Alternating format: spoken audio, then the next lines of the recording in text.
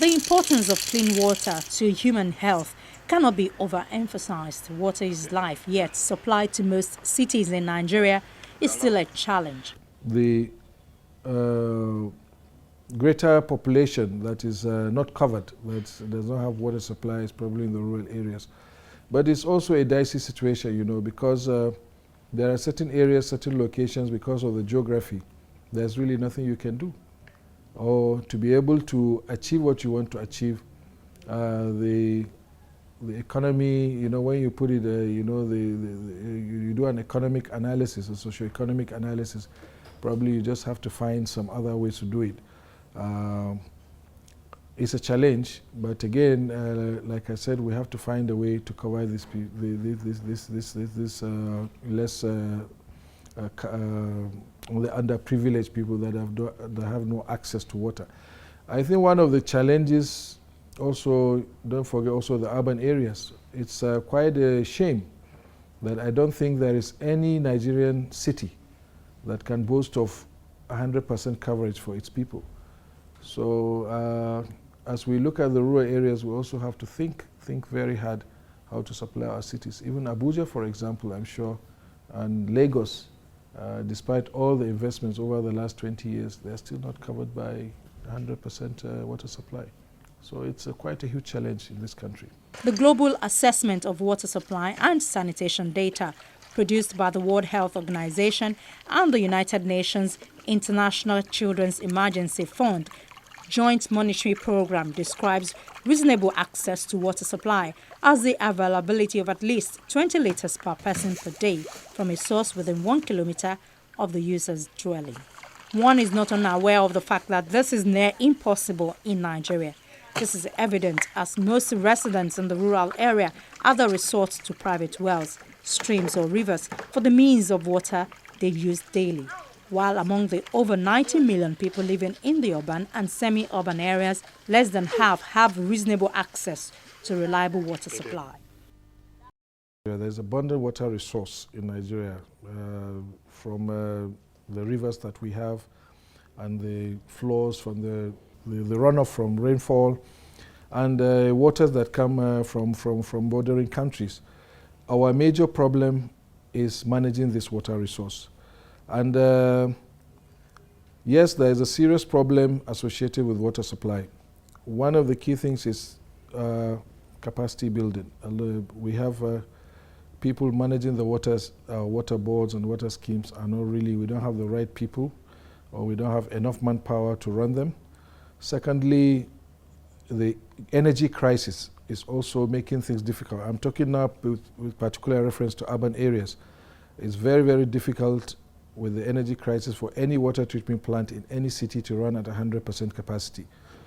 Three, we have a problem associated with the cost of equipment and the maintenance of equipment. We don't manufacture any water treatment facilities or conveyance systems or pumps and other transmission appliances. So these things cost a lot of money, and it's becoming very, very difficult, I think, for states and local governments to support, to finance this kind of infrastructure. But these things must be done, and there's some kind of erroneous assumption that the federal government or the Federal Ministry of Water Resources should be responsible for these kind of things. The answer is no. The states and local governments are essentially responsible for providing water supply to the communities. The role of the Federal Ministry of Water Resources and federal government by extension is to be a facilitator, to make the rules, set the standards and so on. But occasionally we know there are problems, and once in a while also the federal government comes in to intervene to help and support the efforts that the other tiers of government are doing. But generally the water industry is in crisis, and these problems will not go away very soon, but we'll have to find a way. It is projected that the population of Lagos will reach 29 million by 2020 at an average growth rate of 5%. This will make Lagos the third largest megacity after Beijing and Mumbai, with an average annual rainfall of 2,000 millimeters and bounded by large bodies of lagoons taking their supply from 6 major freshwater sources, which have a total safe yield of about 615 million gallons per day. Lagos water supply is provided by the State Water Corporation. Unfortunately, the water supplied is grossly inadequate for the exploding population in Lagos. Over 40% of residents in Lagos do not have access to pipe-borne water from the state's water corporation. They generate water themselves by building wells and boreholes. Wells are cheaper to build and so are more popular. Gradually, the government are joining the people in digging water boreholes and even appointing commissioners who channel funds for the project. This might look good, even sounds good, but the government in this case is in the wrong direction. One thing I can tell you about borehole is that borehole is not, you cannot compare the quality of borehole to the water that we provide.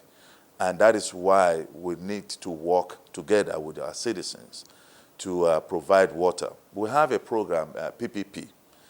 We are going on PPP so that at least we can bring water to every household in the state. PPP is a private partnership program with the state, whereby they will will build new workstations. Water works, and then they will sponsor that, and it will also go with a new distribution line, whereby we will replace all the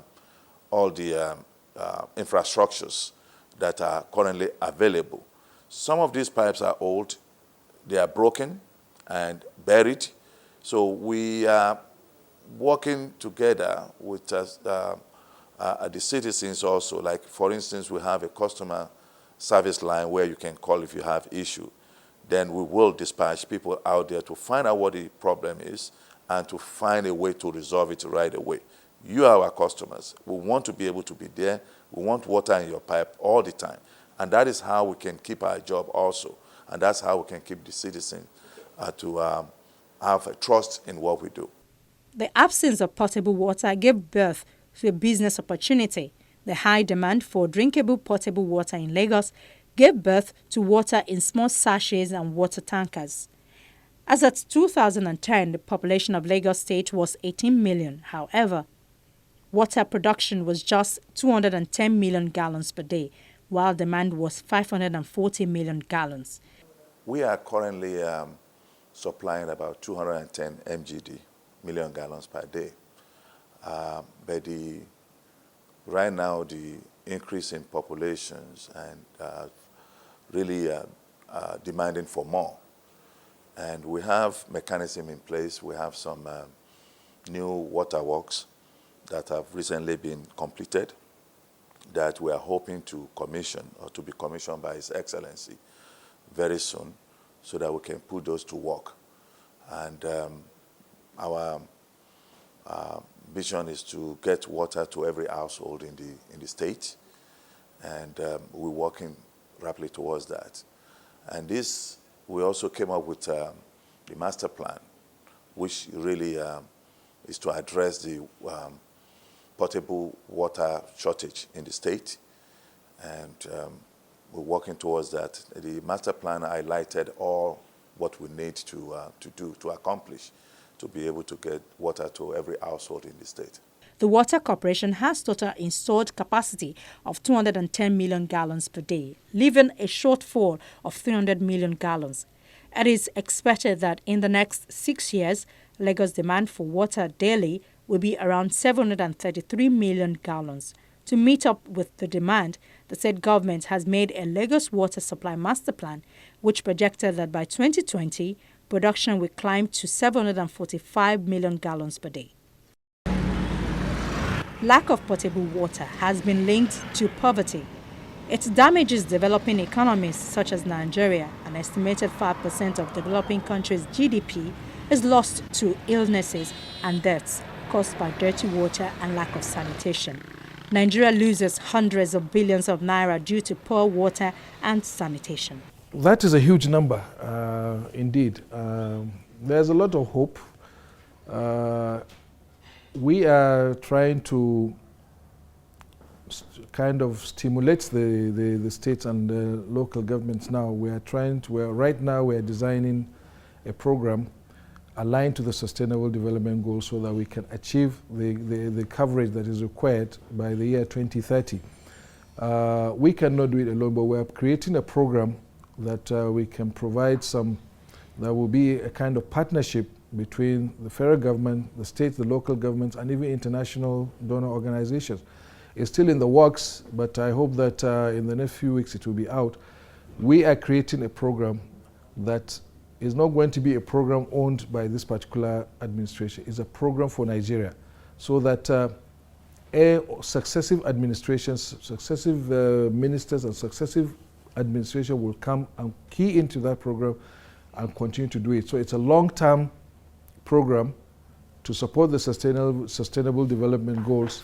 And we think if we work it out well and put in all the necessary features and make sure we take care of all the risks associated with planning such projects, we have a robust implementation plan, then I believe at least we can maybe attain the goals, the sustainable development goals. Wastage is another battle that is difficult to overcome. Despite its shortage, many households still waste water without giving a thought to the impacts this causes.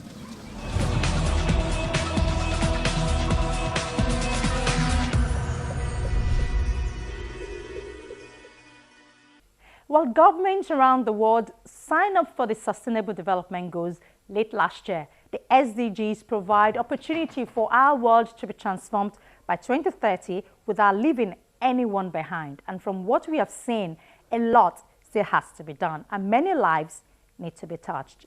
I'm Ayola Kasim, asking you to join us next week when we open Earthfile on another issue on the environment. But before then, should you have any comment, question, or story idea you would like us to follow, our inbox, earthfile@channelstv.com, is always available. We do appreciate hearing from you. From all of us here in Lagos, it's bye for now.